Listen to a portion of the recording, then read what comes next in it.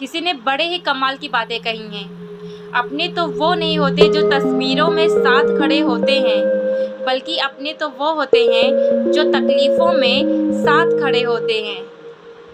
नमस्कार दोस्तों, मैं हूँ दीपा वासु। आज मिलते हैं एक छोटी सी बड़ी कमाल की स्टोरी के साथ। एक सेठ जी थे जिन्हें जानवर पालने का बहुत ही शौक था।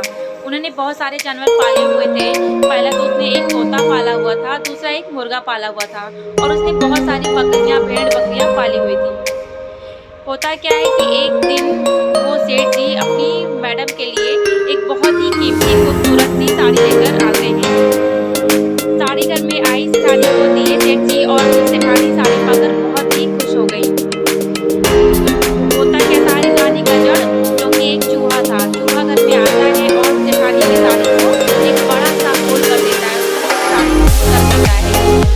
जेठानी जी जब साड़ी देखती है तो बड़ी ही आग बबूला होती है कि मेरी ये कीमती साड़ी चूहे ने काट दी, इसमें गोला कर दिया। फिर होता क्या है, जेठानी जिद करती है सेठ से कि आप जाइए, चूहे रानी लेकर आइए, हमें चूहा पकड़ना है और इसको घर से बाहर निकालना है। तो सेठ जी हुए परेशान और पूछने लगे चूहेदानी मार्केट में जाकर। उन्होंने मार्केट में कहीं से ढूंढकर एक चूहेदानी लेकर आए। चूहा घर में चूहेदानी देखकर बहुत परेशान हो गया, बहुत निराश हो गया। सोचा कि अब मैं क्या करूँ, चूहेदानी आ गई है, मैं इसमें पकड़ा जाऊंगा, मारा जाऊंगा।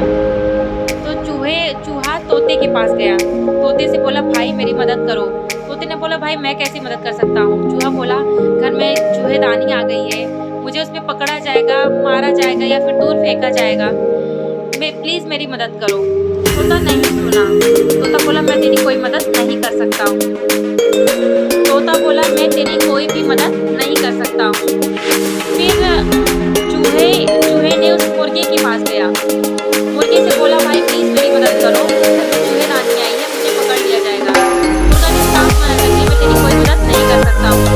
फिर वह चूहा बकरी के पास गया, बोला कि मुझे मेरी मदद करो, घर में चूहेदानी आई है, प्लीज़ मेरी मदद करो। बकरी ने कहा, मुझे कोई मतलब नहीं, मुझे दूर दूर तक इसका कोई नाता नहीं।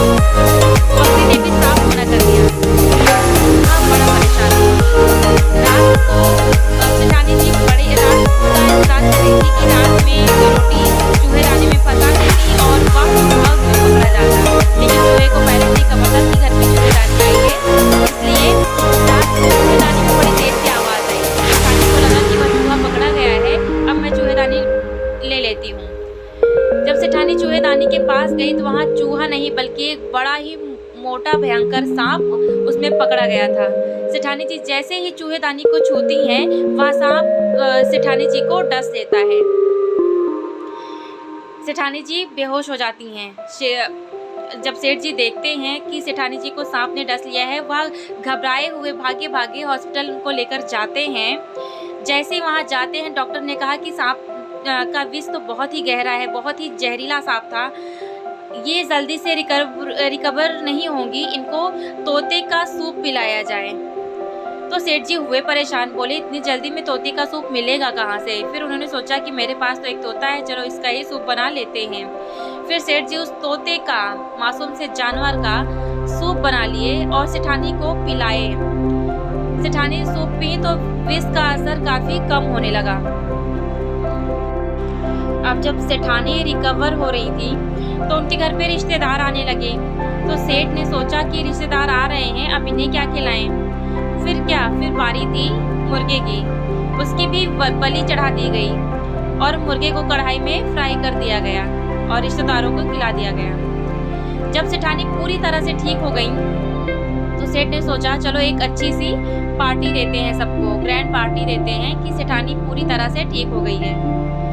तो उन्होंने पार्टी दी और उनके घर में जितनी भी बकरियां थी, भेड़ थे, उन सबकी बलि चढ़ाए और उनको भी फ्राई करके लोगों को निमंत्रण दे दिया, उनको भी खिला दिया।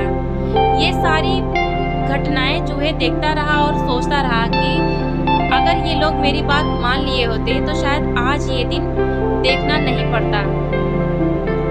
छोटी सी कहानी जो हमें ये सिखाती है कि साथ मिलकर चलें, सबके साथ चलें, एकता में बहुत ताकत है, अकेला इंसान बहुत ही अकेला हो जाता है। पहले की तरह मैं फिर से बताती हूँ कि छोटी सी कहानी जो हमें ये सिखाती है कि जीवन में अगर साथ रहें, सबके साथ मिलके रहें तो बहुत ही अच्छा होता है। ह्यूमैनिटी में बहुत ताकत होती है। जो मैं बार-बार कहती हूँ कि पेड़ कटने का किस्सा ना होता अगर कुल्हाड़ी के पीछे वो लकड़ी वाला हिस्सा ना होता।